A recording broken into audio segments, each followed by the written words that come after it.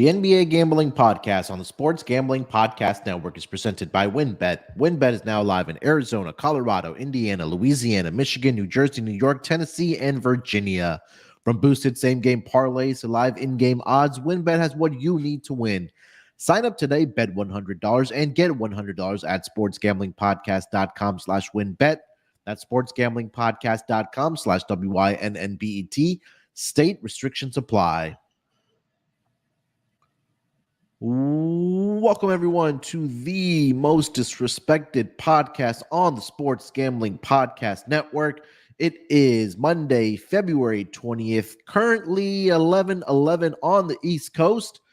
Here to recap NBA All-Star Weekend, and we'll recap what we've seen in the first half of the season in the Western Conference. But joining me here to help me break it all down, you guys know him as the voice, of course, here on the NBA Gambling Podcast, the WNBA Gambling Podcast, the NFL Gambling Podcast, the superstar of the show. It's the villain, Terrell Furman Jr. Terrell, what's going on, my man? Oh, nothing. Just swimming in all the cash that I made, giving out first round 3-point contest unders this weekend. First off, I would like to shout out my partner in crime, Jake Paquin. Yes, Jake, shout out to us. We've done it yet again because we have come out here and for the second straight year, we have been profitable in giving out the unders in the 3-point contest first round. Shout out to Tyrese Halliburton and shout out to Damian Lillard, I believe it was, for giving us a little bit of a sweat there. Giving us a little bit of sweat, making us think that, oh crap, 2 of them cashed, maybe some others are going to cash. No, nobody else cashed. It wasn't even close. We hit the money ball rack. We hit the 3-point contest first round score under. We hit all of that. 12-4 on the weekend. If you bet all of those bets that we told you on Friday, 12-4 in the 3-point contest, and you cashed a Damian Lillard winner. So, I don't know what to do with myself. I am just of the wall, floored, and swimming around in cash. Shout out to us.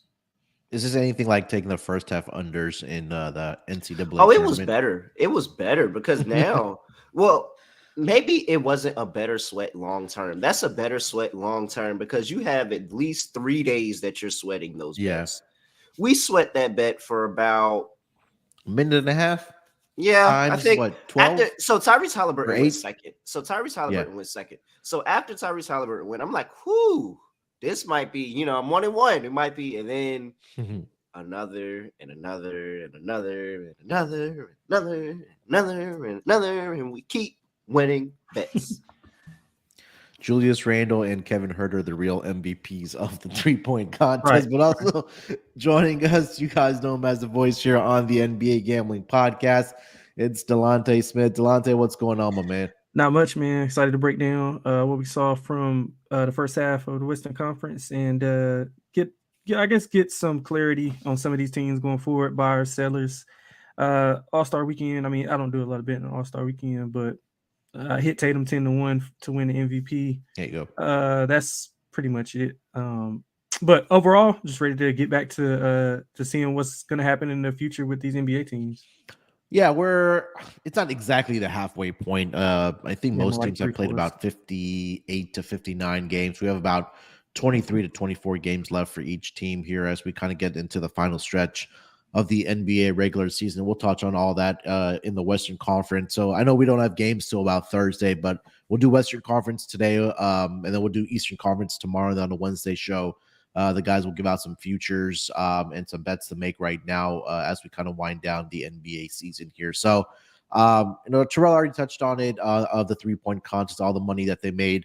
To all the listeners, if you didn't listen to Scott and Terrell and Jake, well, you're not swimming. I think we'll see you next year because we're doing it again next year. So it's fine. It's perfectly fine. If you didn't listen, it is so fine. Like you had to see it firsthand to make sure that it was really a thing. And now you see 12-4 plus all the money back on all the money ball bets were plus money when we gave them out. Now, eventually, being the sharps that we are, they all move to actually being the favorite of the yes or no. But when we gave them out, all of those no's were plus money. So it's a lot of people that are swimming in cash. There's a lot of people that wish they tailed. And I just want you to know it's fine. Because we're going to be back next year. That's the great thing about the All-Star. We're going to be back next year in Indiana. Let's do it. Any other thing or any other takeaways? Anything else you want to mention from All-Star Weekend, Terrell? Takeaways from dunk contest, anything skills contest, the actual game. Oh, well, Mac McClung put a whole community of people that don't have hops on his back. So shout out to Matt McClung for standing up for all the people out there that don't have hops. He really carried a community on his back there with that one. He had a great contest, and Trey Murphy had a good dunk contest too. Like, I don't want people to take that from Trey Murphy. His first dunk with Jose Alvarado was probably one of the more creative dunks that I saw because it actually told a story that was real. Because Jose Alvarado does that mid-game, and then Trey Murphy was hitting all his dunks on the first try. Like, you hear Shaq talk about it, go out there, hit it on the first try, and Trey Murphy was doing that. So I actually would like to see Trey Murphy in another dunk contest. I think that if he had, maybe build himself more of a catalog, he'd probably be an R8 dunk contest contestant. So I thought dunk contest was okay. Jericho Sims and Kenyon Martin Jr. left more to be desired, but I thought Trey Murphy and Matt McClung held it down. And in terms of everything else, I mean, we hit a lot of bets. We gave out Team Powell to win the Rising Stars Challenge. That was Scott's main pick. And then we gave out DK Metcalf as well to win MVP in the celebrity game. That was like plus 650. That was a nice bet. I think we hit something in basically every contest. So All-Star Weekend, viewership-wise, probably wasn't that good. Betting-wise, it was great. Yeah, I mean, you mentioned it. Matt McClung just did his thing in the dunk contest. Definitely proved me wrong for sure. And the crazy part was he hit every single one of his dunks on the first attempt. Like, he didn't even need a second or third attempt. He was just getting it done. But yeah, shout out to Matt McClung. I think he did sign a two-way deal with the Philadelphia 76ers. Before, he's about to that deal's about to be up. Converted, tomorrow. Like tomorrow. Yeah, they made sure they was like, yeah, come Monday, that's up. You don't think that you finna be on the bench on Thursday playing games for us after you won dunk contest. It won't like that. So that contract's going to be up before they come back on the court. Yeah. Delonte, takeaways from the weekend? Nothing really. I mean, it used to be a lot better All-Star Weekend, but I'm not going to sit here and trash it like other people. It's just kind of whatever now. If you bet on it, it's cool to watch. But other than that, I mean, it's not good for viewing purposes for the average fan, I would assume. But other than that, I mean, Mac McClung did do his thing. I was wrong on Trey Murphy. I don't remember him being a big dunker, actually. Like, I watched him a lot in UVA. He's from North Carolina, actually. So I told people he had a dunk package. Yeah, I didn't know that used to train him. Yeah, I know somebody used to train him. They said, he has a dunk package. Like, he's good. This is an event for him. Yeah, I thought he was in the wrong contest. He should have been in the 3-point contest. But I mean, hey, prove wrong. But I think the dunk contest was a little better with Trey and Mac in it. But other than that, man, I didn't have a lot to take away from it. I think the bigger conversation. I know how to make that. Go ahead. This is how you make it better. This is how you make dunk contests better. You have to ensure you literally have to ensure you have the best dunkers in the contest and people that are actually going to take the contest seriously. And you make it a tournament. You got to make it a tournament. Take one dunker from every team. It's something that builds up to the All-Star, whether they have dunk contests before the games at their locations, whether it's these separate events. Like, get the best dunkers in the contest and people that actually care about the contest, because you see that you could tell some of those people are just doing that contest for a check. Like, that's it. Yeah. But they're not really doing it because they want to be out there in the dunk contest. They want to win the dunk contest. So take the best dunkers from every team, have like some single elimination tournament leading up. Your Final Four is your dunk contest All-Star Weekend. You got the best dunkers. You got people who are clearly invested in dunking because they've been doing this contest all the way up to this point, probably through majority first part of the season. You're not taking a toll on anybody's body because they're doing whatever they would have did in warm-ups anyway in a dunk contest. So yeah. Because Ja Morant specifically said, I'm not doing a dunk contest. And it's like, dang, like, why?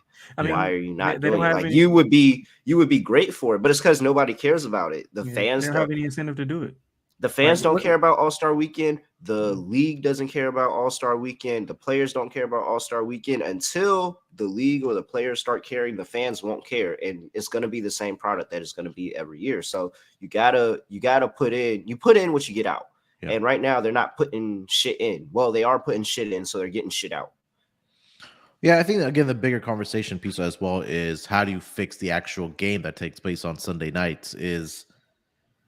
Yeah, they added the Elam ending, which if it is a close game going into that fourth quarter where they, tack on the 24 points to get that target score, that's a change. But other than that, we see through pretty much the first three quarters that there's zero defense being played. There's guys getting to the basket at will, guys jacking up half-court shots, logo three-point shots, whatever the case might be. But is there really a solution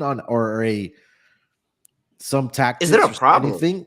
That's my question. Is there a problem? It's not going to be. Is there a problem here? Like, what's the people, problem? There is. I think because there's no but I just don't get it. You get 82 competitive games of basketball all year. Like, you get 82 competitive games of basketball from every team all year. Well, not every team. I'm not going to say every team. But for majority of the teams in the league, you get 82 games of competitive basketball. Yeah, and you get a freaking amazing playoff run. And 9 times out of 10, you get a pretty decent playoff series. So I'm like, why does the All-Star game have to be this big competitive game where everybody goes hard? Like, this is literally the one game all these players say, oh, great, I don't have to go out there and play 40 minutes a night, because all these players are the dominant people on their teams. I could completely understand if, oh, all right, well, I don't get to play that much anyway. I'll go out here and I give you 37 and 10 because I don't get to play that much. But all these people play 40 plus minutes a night damn near. So I'm not concerned on the game. I don't care that the game is shit. Like, it's a highlight fest, and I feel like that's what it's supposed to be, a highlight fest. I don't know why we feel like the All-Star game has to be competitive at this point. Like, I really don't. It doesn't have to be that for me. It's something fun. The entire weekend is fun, so this should be fun too. Why does this have to be the most competitive thing of the weekend? I have no idea. Unless you're Jason Tatum and goes out and plays 35 minutes to tack on 55 points last night, who ended up being the MVP last night. We were one Jason Tatum away from cashing Donovan Mitchell too. That's crazy, but yeah, I don't know. I don't think it has to be this big competitive game.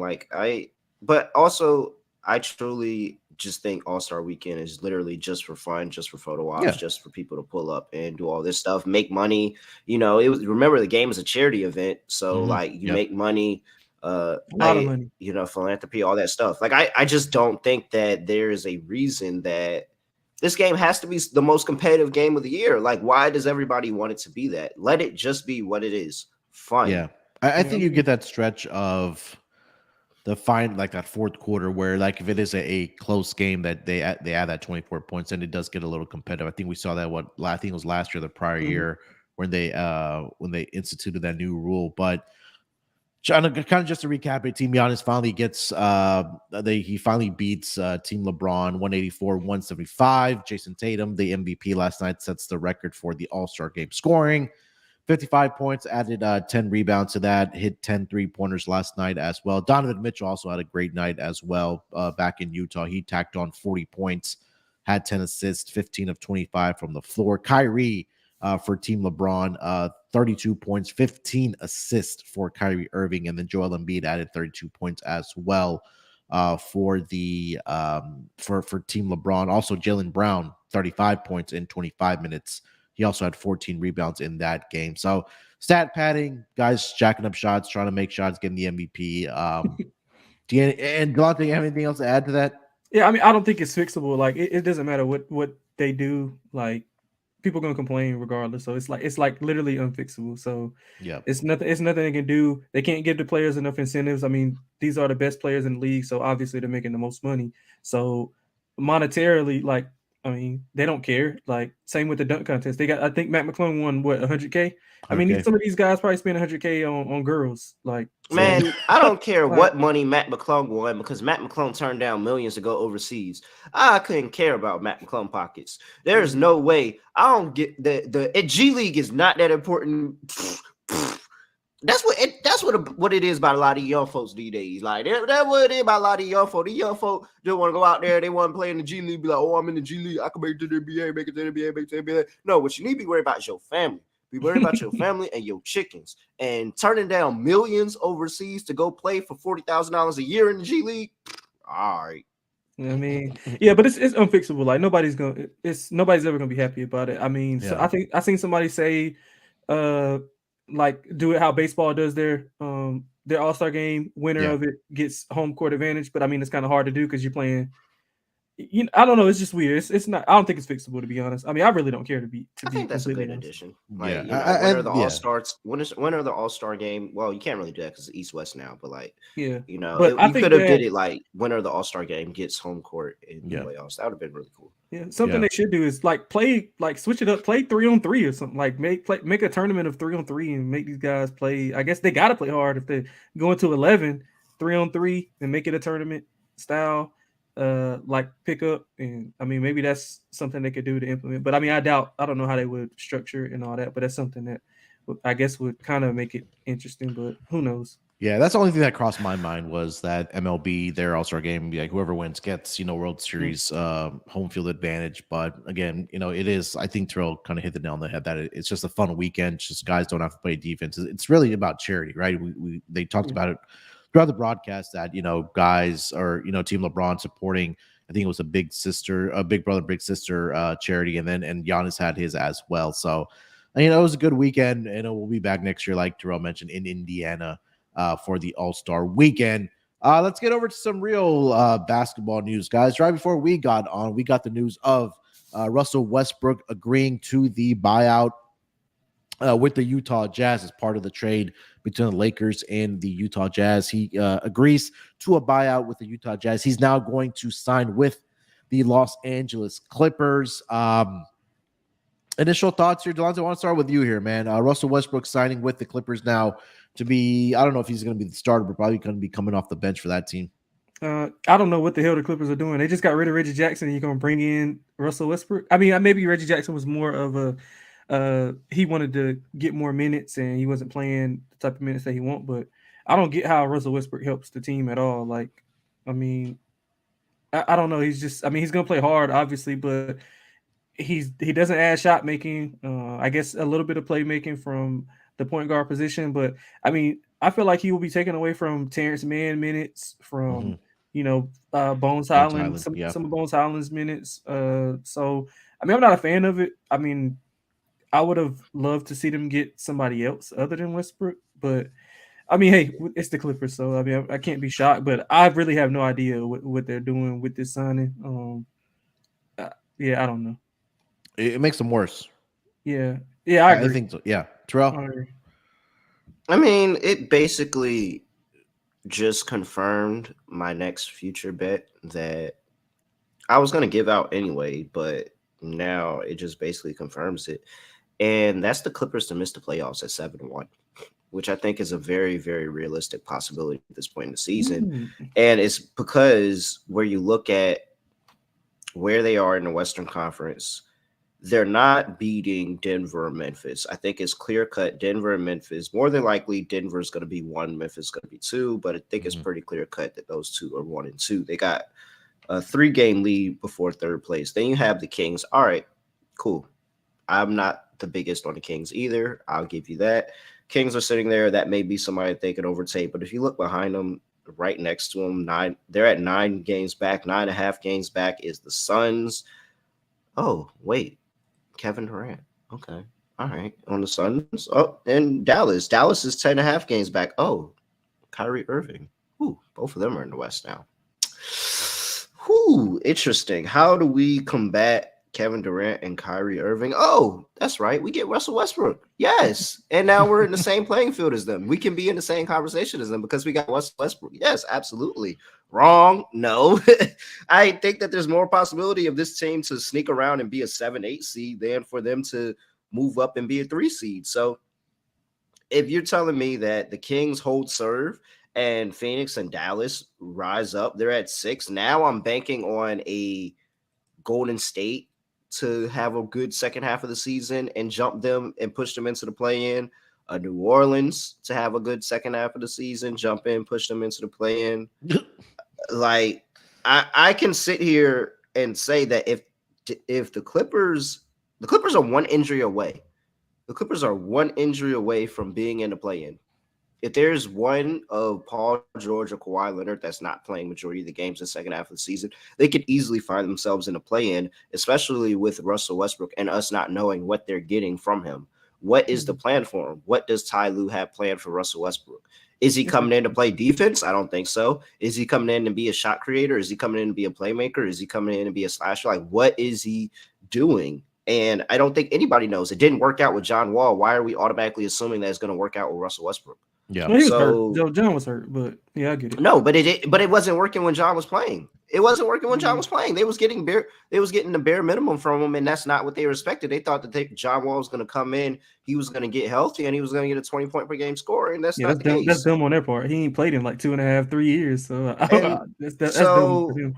Who's to say that you're getting anything better than what John Wall was giving you from Russell Westbrook, and you were a better team when you got rid of John Wall?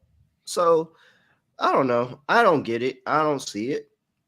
I think that there's so much value on a team that is 2 games out of the play-in, 2 games away from the play-in, and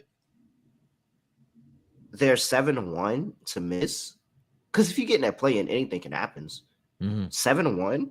Yeah, I'll take my chances. And I'll take my chances that New Orleans, somebody who was beat up first half of the season, we know when Zion Williamson comes back, they're going to be really, really good again. If he comes back.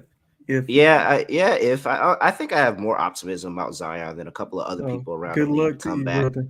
But I'm just saying, even without Zion, you still have CJ McCollum and Brandon Ingram, and they're a completely different team when Brandon Ingram plays. So it's so many realms of possibility where the Clippers fall into the play-in and don't make the playoffs, and are similar to that Cavs team last year that was sitting in this same predicament after All-Star, 3rd or 4th team in the East, go make the play-in and then end up not making the playoffs. So yeah, I would very much take my chances with the 7-1 and just say that this Clippers team either has an injury. I know we don't wish injuries on people, but has an injury, or they just implode because Russell Westbrook just isn't that guy anymore. Yeah. I mean, again, it was a head scratcher for me for at least the Clippers to sign Russell Westbrook on the squad, because I think this team was really good on paper without him already. Like you mentioned, Delonte mentioned that you're going to take minutes away from both Bones Highland and Terrence Mann, that especially with Bones Highland, you acquired him in a trade. We knew Denver was going to trade him, but on paper, this team has talent. But again, when you add Russell Westbrook to the equation, like Terrell mentioned, what is going to be his actual role for this Clippers team? And I think that's something that Ty Lue's going to have to figure out, because I don't think that he's going to be a starter on this team for the LA Clippers. Anything else about Westbrook, guys? I guess we can try to go through the Western Conference here. But you guys have anything else for the Westbrook signing? No, no, not really. Yeah. Go ahead, Terrell. That was it. I gave you a 7-1 bet. Now we just sit here and we wait and see what happens. I mean, like I said, they're 2 games out from the play-in. So I really think that any of these Western Conference teams, and this is kind of a segue into our Western Conference. Well, we are kind of in our Western Conference recap. But if you look at how close the Western Conference is, 3rd and 7 are separated by 3 games. Yeah. 3 games. Yeah, I mean, a bad week can have you as a 13 seed. Yeah. A bad week. And talk about people that have bad months, people that have a whole bad month. And so Sacramento is another team that I'm sitting here like, look at their odds. If they don't make the playoffs, are you really going to be surprised? Like, if they fall from grace and fall into that play-in and end up losing the play-in, are you really going to be surprised? And they're +3. They're 3-1 to miss the playoffs. So now's the time where, if you want to just take shots in the dark, take shots in the dark, because anything can happen. Literally anything can happen. There's people out here that are going to bet the Lakers to make the playoffs. If the Lakers make the playoffs, somebody has to miss. That's what I'm saying. Yeah. So I think Terrell laid out really laid out the blueprint here for the Western Conference here. So right now, Denver sitting as the number 1 seed. They have a 5-game lead over the number 2 seed, the Memphis Grizzlies, who are 5 games back at the number 2 spot. Now, the Memphis Grizzlies have a 3-game lead over the 3rd place team, which, Terrell just mentioned, is the Sacramento Kings. Now, if you want to go down even further in the Western Conference standings, from number 3 all the way down to, let's go all the way down to 13, where the Lakers are. The 3 through 13 is separated by 6 games. 3 through 10 are separated by 4 games. So that play-in bracket tournament there, I mean, anything can happen in a span of 1 to 2 weeks here, where you're probably sitting where Sacramento is at the number 3 seed, and if they go on a 5-6 game losing streak, they can probably drop all the way down to number 10. I think that's something that's going to be exciting to watch in the Western Conference here. But kind of looking at it in the first half, guys, just kind of go here by a couple of, I guess, questions that or something that we can discuss here. And let's start with the biggest disappointing team so far in the first half of the season for the Western Conference. Terrell, why don't you lead us off? Which team do you think, or in your eyes, has been the most disappointing in the first half of the regular season in the Western Conference? I mean, you got to say it's the Golden State Warriors. And just from where they were supposed to be this year and the fact that you're coming off of a championship, you have put a good portion of that roster back together. And then now you're sitting here, you have another year with Clay. So Clay's looks a lot healthier this year. You have Steph. You're sitting here, but you're looking at this record and you're 7-22 on the road. And that's just glaringly bad, like glaringly bad. And if you talk about some of the teams that are even close to that record on the road, you have the San Antonio Spurs, who have slightly worse records, 5-24. You have the Houston Rockets, 5-25. Those are the only two people in the West that have worse records than the Golden State Warriors on the road. So that is probably the biggest disappointment that you should have, because you would expect this team to be somewhere closer to the top 4 in the West, looking to solidify a playoff spot. Now they're looking at a play-in. Like, they're looking dead smack at the play-in right now. And if they don't have a good second half of the season, especially whenever they get Steph Curry back, then they're going to be forced to play a play-in game. And I don't think that's any situation that any of these teams want to be in. Yeah, and now we don't know when exactly Steph Curry's going to be back, because this is now his second stint on the IL for the Golden State Warriors. And again, I think there's a significant fall off when you don't have your best player, a arguably a top 3, top 5 for sure player in the league, not on your roster. There's a fall off after that with Clay and Jordan Poole. And not saying that they don't have good players, but when you're missing a player like Steph Curry, you're going to take a step back. And I think we've seen that. I think you also hit the nail on the head that they just haven't been very good on the road, right? And I think that's kind of been their demise in this first half of the season, where they are 7-22 on the road, but they are 22-7 at home. But we know Golden State in this entire league are one of the best home teams in the entire association. Delonte, biggest disappointing team for you in the Western Conference in the first half of the season? I mean, honestly, I think it was only just one answer to the question, to be honest, and I think it was Golden State. But I guess if I had to pinpoint like another one, I guess maybe Minnesota. I guess maybe I wasn't expecting them to obviously be like a top 3 seed or anything, but maybe just playing better from that perspective. Them and New Orleans kind of are in the same boat to me, as far as it's not even New Orleans' fault though. Yeah, I mean, but injuries happen. But we could say injuries happen for a lot of teams, and things will be different. But like, I think Golden State is really the only answer, simply because they're coming off that tournament run. They brought essentially everybody back, and they just got Gary Payton II back again. So it's essentially the same team being ran back. I mean, Steph just means a lot more to that team than people can basically put into words. Like, he just makes them go, and that's just what it is. Their role woes, I mean, they had him whenever he was there. They have him when he's gone. So I think the Warriors are the biggest disappointment, I guess, followed by Minnesota. All they gave up to get Gobert, he hasn't really worked out. He's getting a little bit better with Conley being there. But I think Golden State is pretty much the biggest disappointment, not just of the Western Conference, but of the NBA, I think. Yeah, I think for me, I was very optimistic on the Portland Trailblazers this season. They were a close second. Yeah, I think that's the one team for me has been the Portland Trailblazers this season. I know they went out and got Jeremy Grant from the Pistons in the offseason, and I think there was a lot of rumors prior to this season about him coming over to the Portland Trailblazers. They finally went out and got him. He's having a good season. I mean, he's averaging 20.8 points per game, but it's just they haven't been able to put it together. I know they've had guys, again, injuries are.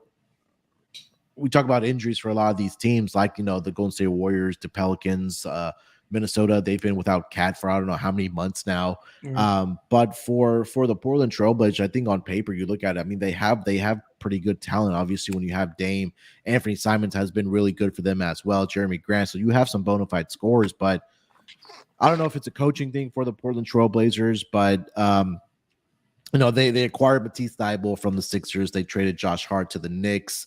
Shaden Sharp, I think he dealt with some injuries early on in the season as well, and the depth just hasn't really been there for this team. So you're really heavily relying on your your starting backcourt with Damian Lillard and Anthony Simons. If one of those two guys gets injured for a long period of time, then there's a significant fall off. So I think for me, it was Portland Trailblazers because I actually did bet their win total to go over this season, but it looks like they're going to fall a little bit short on their win total, where they're right now sitting at 28-30. They are currently sitting outside of that play-in tournament bracket, just 1.5 games ahead of the Lakers in the Western Conference as the 12th seed right now. But Lance, any thoughts on the Portland Trailblazers this season? Yeah, I mean they've been playing a lot better as of late. Billups, he hasn't got a grasp on that rotation.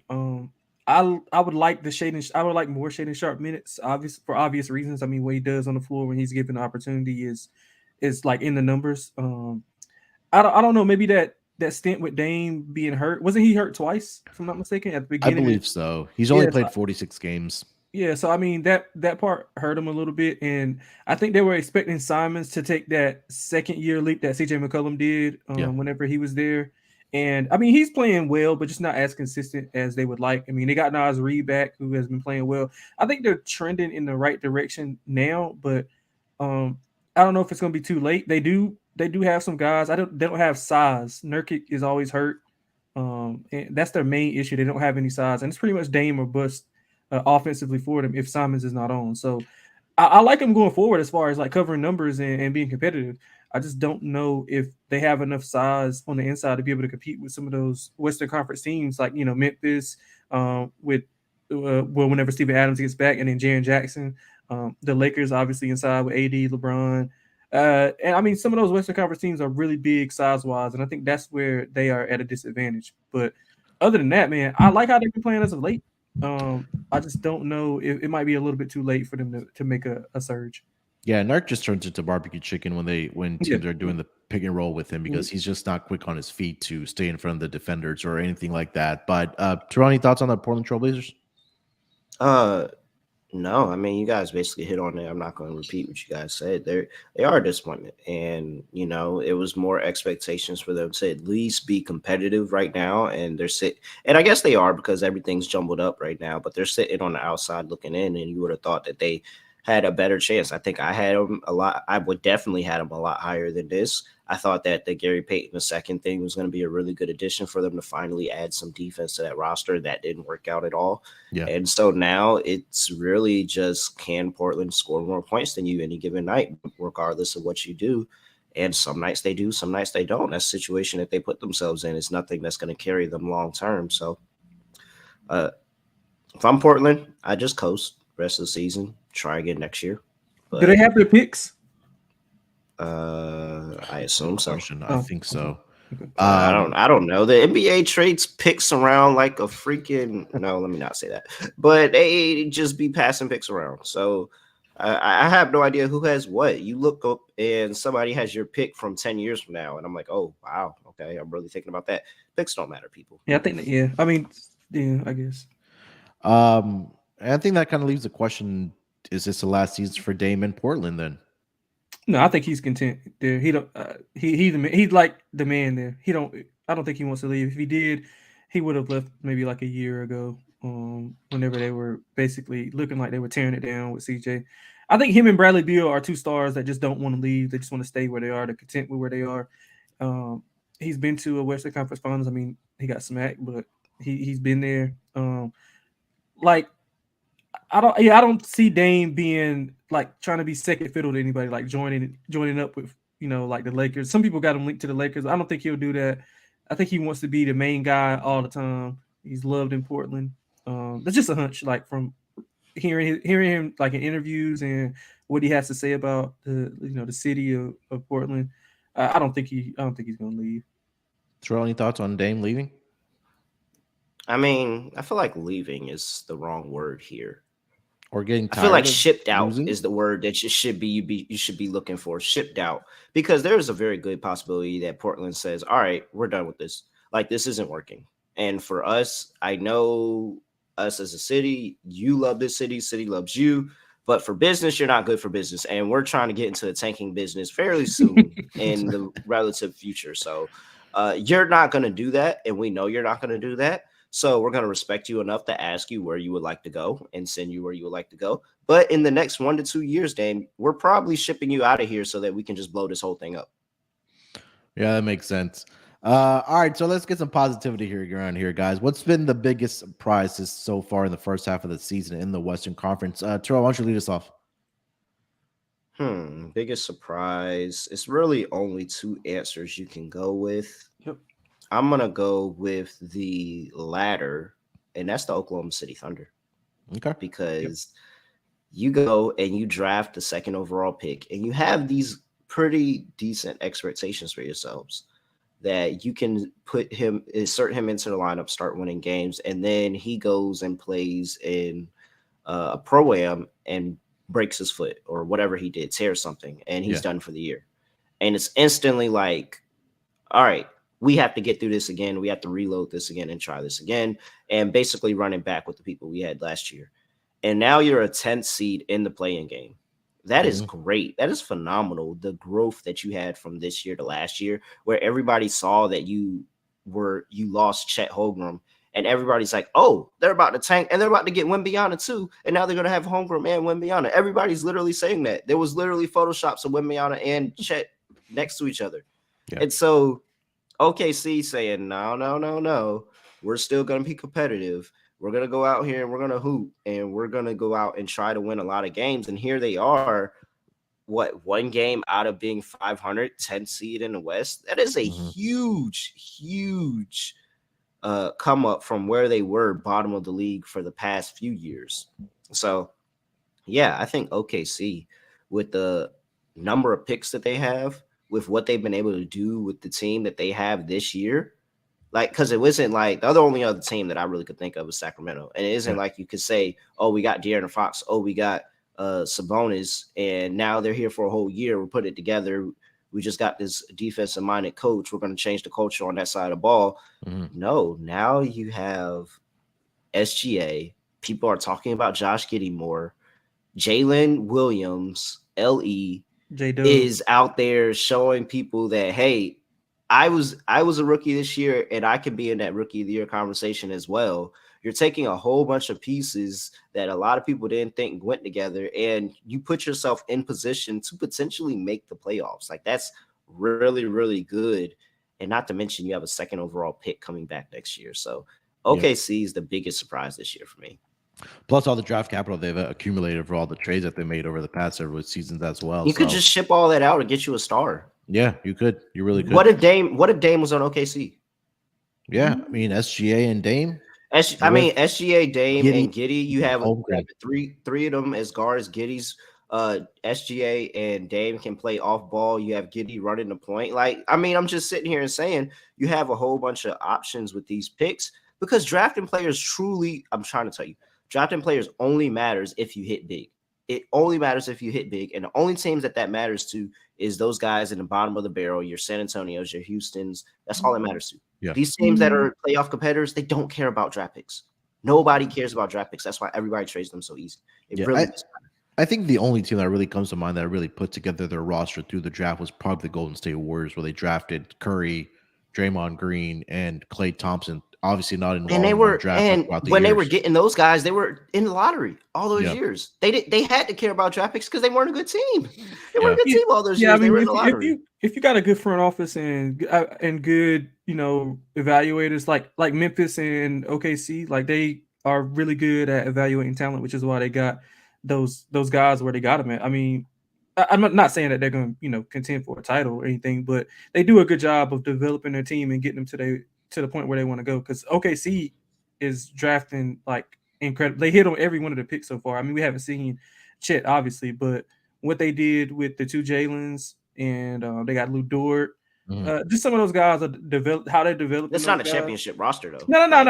So that's what I'm saying. But that's the only thing I'm saying. If you want to win a championship, you're not building it through the draft. Like that's just a fact. You're not building a championship roster through the draft at this point right now.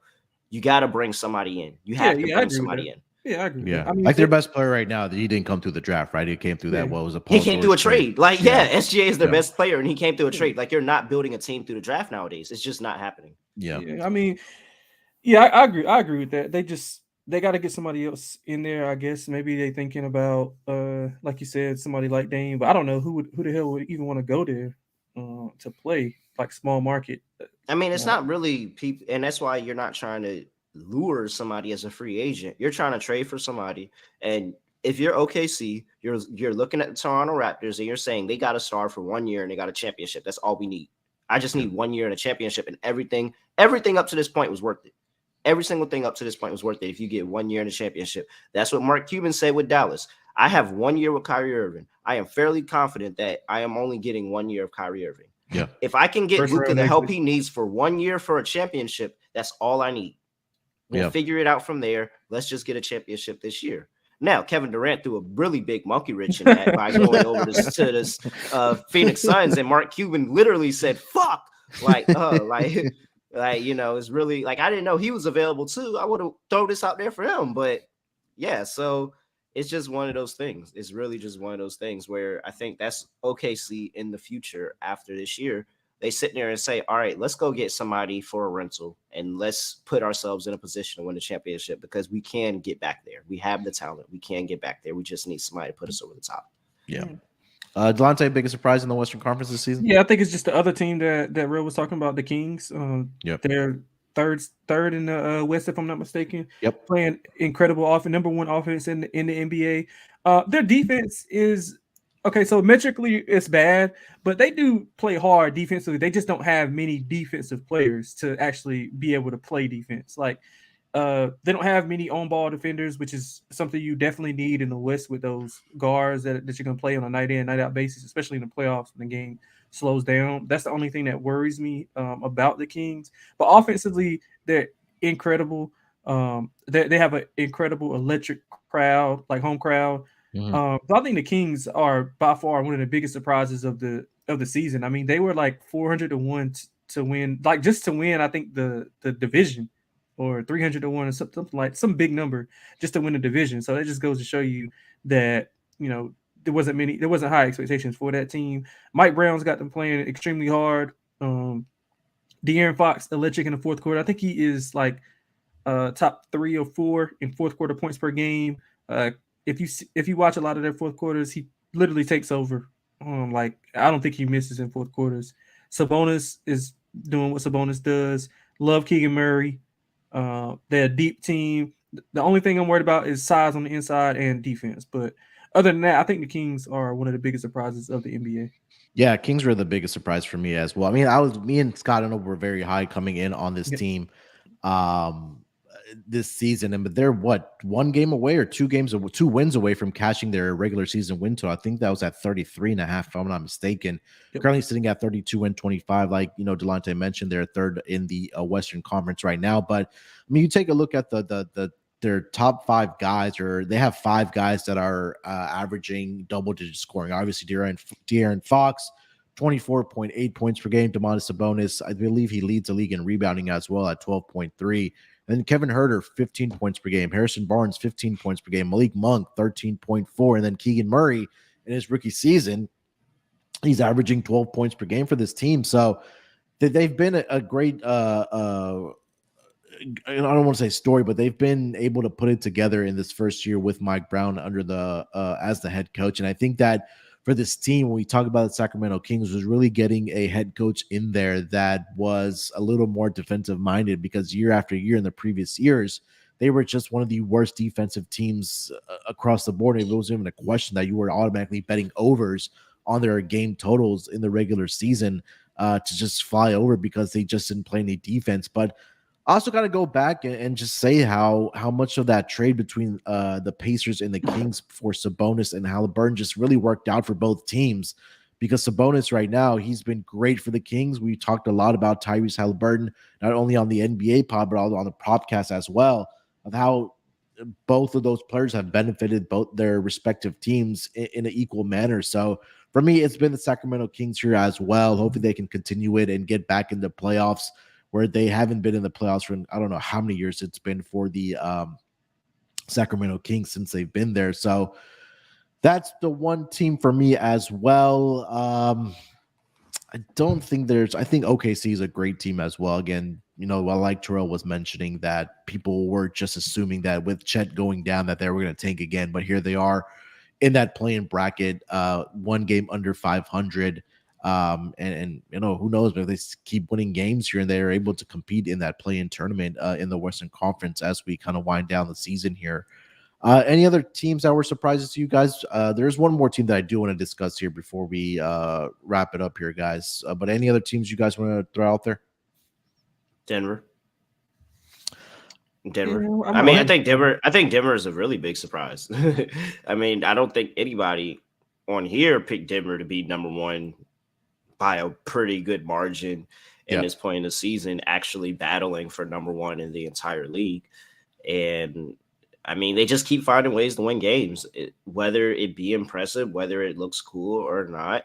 They continue to find ways to win games. So I think that I have to go out here and say, for a team that I thought was probably going to be middle of the pack, like they are almost every year in the playoffs, they're actually sitting in a comfortable position in this season as the 1 seed in the Western Conference. And that is a huge advantage. Like, that is a very, very big advantage to have that home court to go up against the 8 seed that is going to be a little battered up, bruised, and all that going into that playoff series. So I think that Denver is a pretty good surprise. I don't even think Denver fans thought that they would be in this situation because, I mean, when have they ever been here?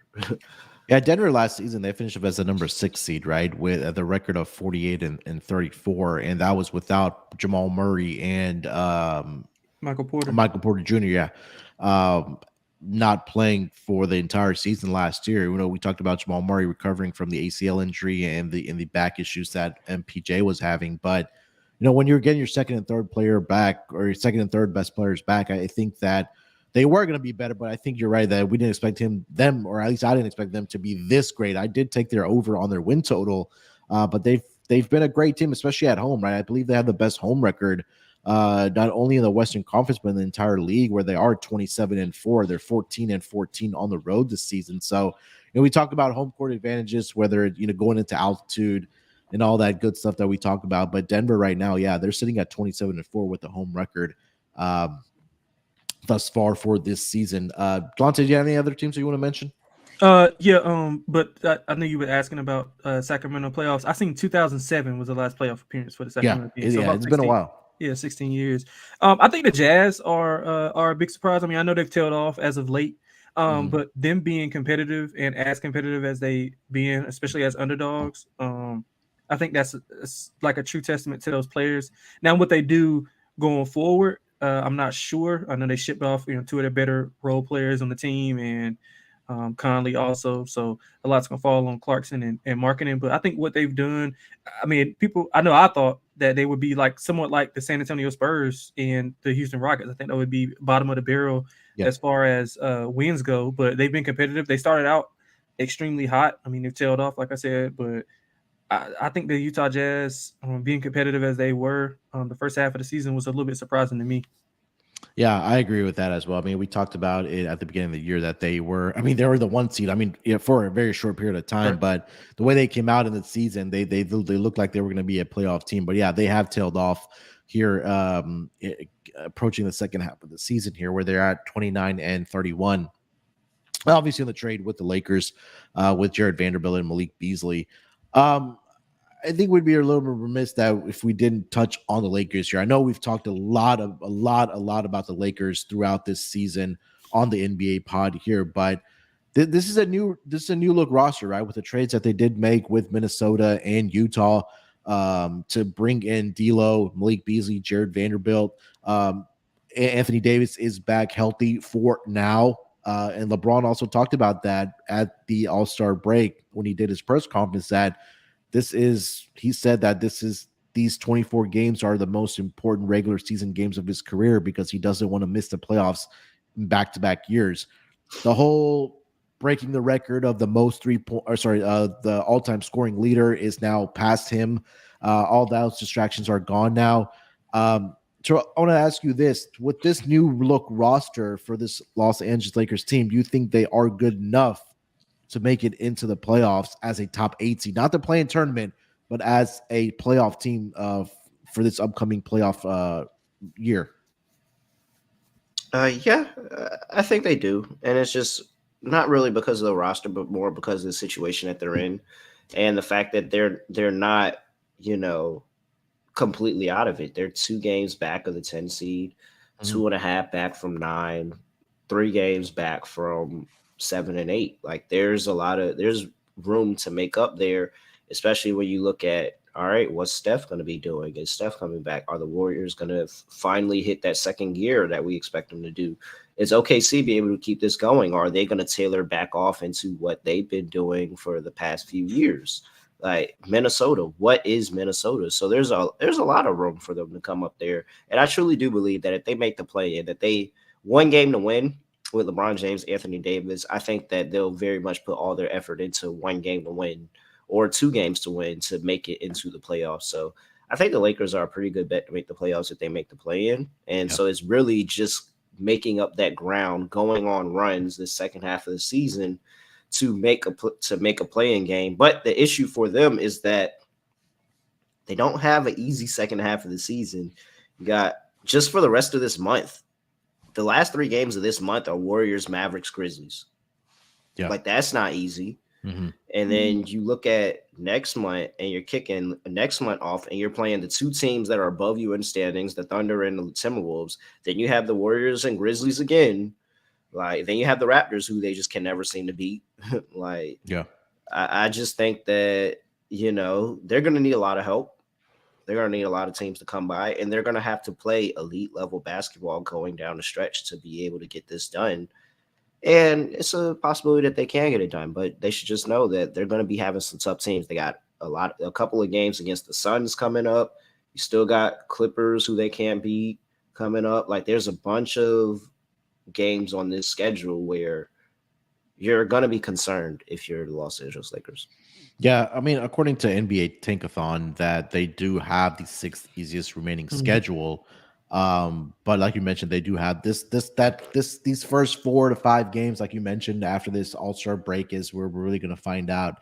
I think that if the Lakers are going to make the playoffs or not, but they still have 2 games against the Rockets. They have 1 against the Magic, 2 against the Bulls, 1 against the Raptors, 2 against the Jazz, 2 against the Thunder as well. So again, the team that Thunder, SGA came out and made the comments as well about how he was playing defense when he was trying to go for a dunk. But we shall see. I think I'm more optimistic about this Lakers team for this rest of the season. I just think that's tough. Playoffs. Yeah. The fact that you got to play the Suns, Warriors, Grizzlies, and you have 1 game against the Clippers. So 2 against the Suns, 2 against the Mavs as well. Yeah, and the Mavs. That's it. So you have the Mavs, Suns, Grizzlies, and who was the other team I said? I don't know. Whatever. Clips 1. You have 2 against the Grizz, 2 against the Suns. That's like 10 games. It's like 10 games right there. Yeah. And if you take 10 my bad. Go ahead. No, I'm just saying. I was just saying. There's 10 games where you could sit here and say right now those probably could be L's. Yeah. Delonte, thoughts on the Lakers? I mean, no doubt they improved the roster. Health is the main concern. Like AD has been healthy for the last 5 or 6 games, and when he's engaged and locked in as he has been, he looks unreal. Like top 5, top 6 player in the league. Real like defense. What he does defensively, erasing shots, and he's able to switch on the pick and rolls. When they have that front court of Rui, AD, and LeBron in the game, they're so switchable, and defensively they're able to pretty much defend anybody at any level. And when LeBron's locked in defensively, I know he's not always locked in defensively as of late. I mean, he's old, so he's not going to have that intensity level that he will be going forward. But I think that obviously it's a big if AD can stay healthy, they are trending in the right direction. Like you said, they have a 6th easiest schedule. But I think it's by percentage of teams that they have left, like percentage of record. that they have left. I think that's how they grade it. But yeah, I mean, I like the Lakers going forward. It's health. I mean, it's just that's the main thing, just being healthy and being able to get those guys meshed in quickly. Like, how soon can they all mesh in? They play well for a few games, but when things get a little rocky, they go on like a 1 or 2 game stretch where things are not going the way that they thought. Like, how do they react back to that? So that's what I'm kind of looking for. And of course, the AD health thing. My thing is, what they're 14th right now. I think 14th in the West right now. So I'm looking to sell pretty much the Pelicans and the Timberwolves. So that's 11, and then the Jazz. So that's 10. So they can jump up 3 spots, I think, by just virtue of those 3 teams in front of them performing at a lower level than what they did in the first half. So yeah, I like them going forward. If they can get into the play-in, like I think, like both of you guys said, AD and LeBron in a 1-game set to go to the playoffs, or 2-game set if they're 10 seed is.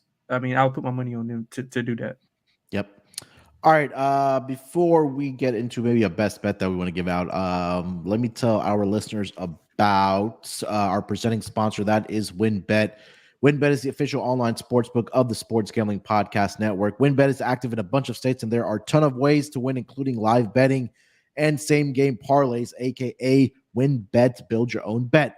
Great promos, odds, and payouts are happening right now at WinBet. If you're ready to play, sign up today to receive a special offer. Bet 100 and get 100. Limited state availability.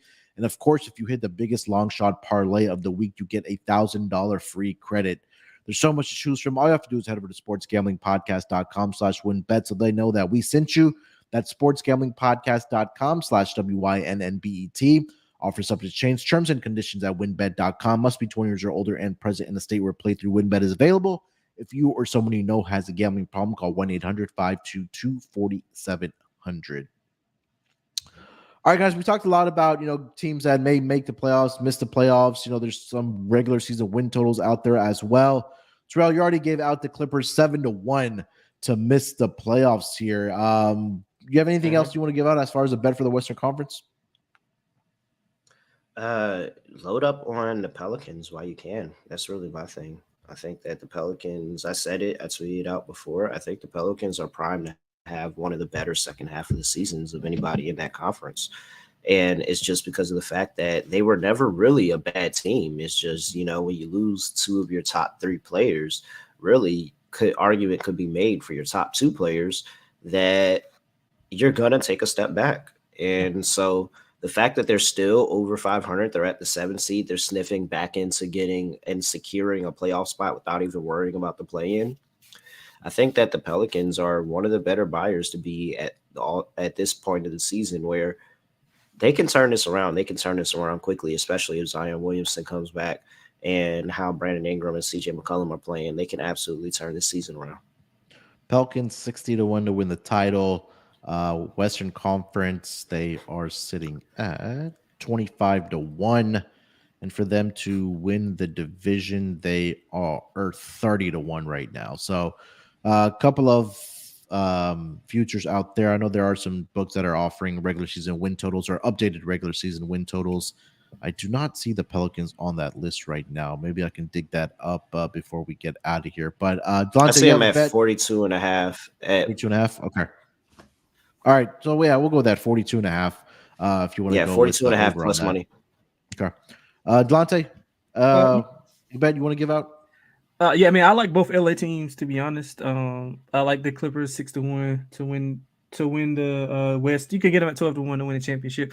I like Kawhi. I like Paul George when they're playing. The Russell Westbrook thing did his head scratching, but I mean, other than that, I really don't care about it. They're just such a deep team, and I think that they'll be able to match up with anybody, literally anybody in the playoffs. And if they get the right matchup, then I think they'll match up well with Denver. Is basically what I'm saying. So if they get into that 4-5 matchup, because one plays 4-5 in the second round, if I'm not mistaken, right? Yeah. So I think they can beat Denver. And I mean, if you got 6-1, obviously they're going to be a dog against Denver in the second round. You could, kind of, if they're not too big of a dog, kind of hedge out of that. But I like the Clippers going forward. As soon as they get those guys implemented, I like the addition of Plumlee with Zubac. I think they'll be really good at protecting the rim, and Plumlee can do some playmaking things to help out. I also, we just talked about the Lakers. I mean, it's just a big price, 25-1, I think, to win the West. I'm just betting on LeBron and AD, to be honest. They have an assortment of guys that can be able to play in any type of game.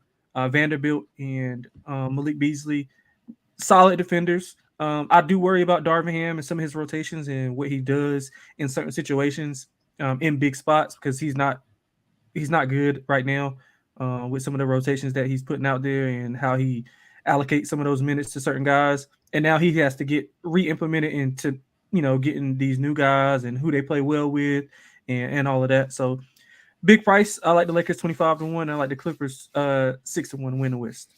Yeah, I was going to go with the Lakers to make the playoffs. I see a close to 2-1 for them to get in. Again, we talked about how I think the roster upgrades with, bringing in Vanderbilt. I think that was huge. Obviously getting a good shooter in Malik Beasley, also getting D'Lo back at the point guard position. Guys that can, shoot the basketball. Though what the Lakers really needed, right? They didn't have that 3-point shooting. Right. Also, don't forget they also added Rui Hachimura coming off the bench for them as well. A guy that can fill the basket as well. And when your top two guys, AD and LeBron, are healthy with this roster, I think they can get into the playoffs as well. So I see a plus 198 right now for them to make the playoffs. Just call it 2-1 for them to make the playoffs. I will go with that as a best bet here for this Western Conference recap. If y'all got both LA teams in the playoffs, who's missing? So who's missing the playoffs? Well, I don't like the Pelicans. Because somebody has to miss it. I don't like the Pelicans at all. I don't think Zion's going to come back. I don't like their offense. They just can't score. I mean, Brandon Ingram, I like Brandon Ingram a lot, but I mean, to him shouldering all that offensive load, I mean, CJ is got to take more of a facilitating role, right? Because they don't have a point guard. I don't like Minnesota. I think Minnesota and OKC fall out of the bracket right now. Yeah.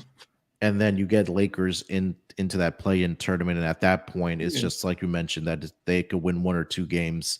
But at that point, is Pelicans, Golden State, Lakers, and only 2 get in. I think if Zion doesn't come back, I mean, Delonte's already out. But Munaf, me and you were high on this Pelicans team going in, and we were patting ourselves in the back until Brandon Ingram and Zion Williamson got injured. So it's like, are you out on the Pelicans? Are you? That's my only reason with not taking the Lakers to make the playoffs, because I'm like, okay, if the Lakers get in, who's not making it? And I'm fairly confident that no matter what Golden State has going on, they're gonna sneak in. So it's like, are we one injury away from the Dallas Mavericks not making it?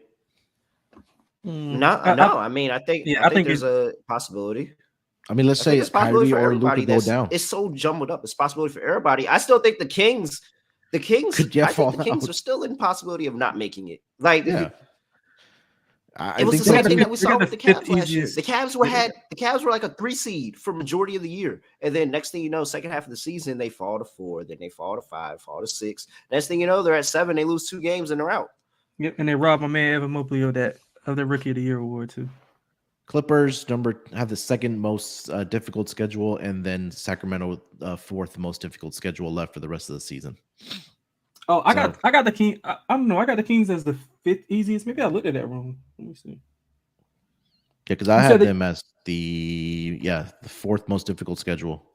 Oh damn! I have Philly number 1, Clippers 2, Atlanta. Difficult. It's just strength of schedule. Yeah, they basically combine win percentage. Yeah, win percentage. Yeah. Okay. Okay, you're right. Yeah, my bad, Munaf. You're right. Yeah, you're right. Yeah. All right, before we get out of here, we got to shout out some podcast reviews that came in for us. I'll quickly go through these. Our first one we got from God Dank. This one came in on Valentine's Day. He says, great, give us a 5-star review. Great info without Homer bias. If you want good game breakdown and trends on teams you're probably sleeping on, these guys have it, helping build that bankroll. Appreciate you leaving that review. Next one comes from Robbie Show. Sneaky best NBA pod, 5-star review. If you listen to a terrible podcast that has no valuable insights or knowledge, it would be advised to find another podcast. The crew on this podcast knows basketball information that provides a great edge in games, including some sneaky double plays. Keep it up, guys. The people love it. Awar Watson, 5-star review, best basketball betting podcast, hands down. the best hoops podcast out there. I love how you guys come from several different angles and spark thoughts for listeners. Started listening to you guys a month ago, and you have turned me into a consistent listener. Keep up the good work, and I will continue tuning in daily. Appreciate you. The Guarantee leaves a 5-star review as well. He titles it most in-depth NBA betting coverage available. These guys go into such depth reviewing every game of the day. They break down each game, then pick sides, totals, and props. I also listen to the Buckets podcast, but they don't go in nearly as much depth as this show does. If you want to improve your NBA betting, this is the place to do it. And that, I believe, was that was our last couple ones. Or no, what? We got another one. This one is titled Dankest NBA Betting Pod. He says, don't be a coward. Just take all their bets without leaving a review. This pod is awesome. Breaks down all the games, best bets, and player props. It's a must listen, also a must review. I mean, what are you, a coward or something? So yeah, calling our listeners cowards has been getting us some reviews in. So if you haven't already, left us a rating and review. Please do so for the NBA Gambling Podcast. We just want our respect, right, Terrell? Hey man, Sports Gambling Podcast gets their respect. I want my respect too. So we doing it big over here, and I expect to see us, on the Mothership Pod a lot more recently. I think that my complaints have gone a long way, so expect to see some more NBA bets all over Sports Gambling Podcast Network. Yeah, and if you're listening right now, you are going to listen to this. Just tweet at Sean and Ryan and tell them to give the NBA Gambling Podcast their respect. Just tweet them. I want you guys to go blow up their Twitter mentions. Just blow them up. I'll retweet everyone. Yeah, we'll retweet everyone from our personal accounts and then from the NBA Gambling Podcast account. All right, guys, we'll be back tomorrow for the Eastern Conference recap. Terrell, anything else you want to get off your chest, my man, before we get out of here? No, I really don't have to say anything at all. But Gilbert Arenas went on Game Theory and reinvigorated the fact that these dudes really ain't trying to fight for real. Delonte, anything else, my man? Game Theory, great show. Bomani, love Bomani. Nah, man, not much. Good to have you back, Munaf. Hope you enjoyed your vacation and ready to grind out some winners for NBA. Yeah, man. Game's back on Thursday, but we're gonna be here throughout the week. We'll again, we do the Western Conference today. We'll do the East tomorrow, and then we'll give out some more futures and things like that on the Wednesday pod as well. Make sure to follow Terrell on Twitter at reallyrail _ follow him on Instagram as well. Follow Delonte on Twitter at xxlanteXX. Follow me on Twitter at sportsnerd824. If you haven't already, subscribe to the NBA Gambling Podcast YouTube channel. Follow us on Twitter at SGPNNBA. We'll be back tomorrow, talk about the Eastern Conference. Till then, good luck with your bets. Let's break these books off and let it ride.